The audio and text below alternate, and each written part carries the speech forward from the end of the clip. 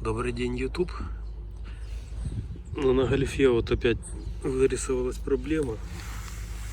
Педаль так нажимаешь, и она скрипит. Ну, сейчас уже не скрипит. То есть скрипит именно педаль. Не где-то там в салоне, ой, не где-то там под капотом, а вот здесь именно когда холод. Вот. И не всегда. Вначале может поскрипеть, а потом пропадает. Значит, нашел я в интернете разные решения. Что я сделал? Вот здесь вот есть такая типа втулочка вот, пластмассовая белая. Вот я сюда залил масло, ну и пшикнул спреем, как бы тот, который распыляет, так, пс.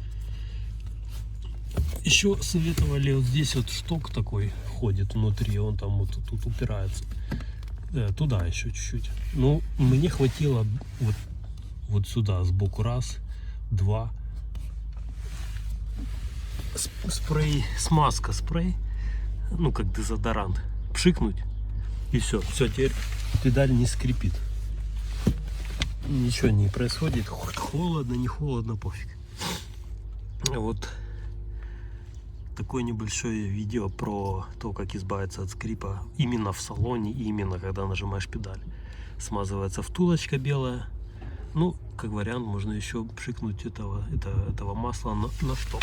Шток здесь, втулка, вот она здесь. Ну, не втулка, а направляющая.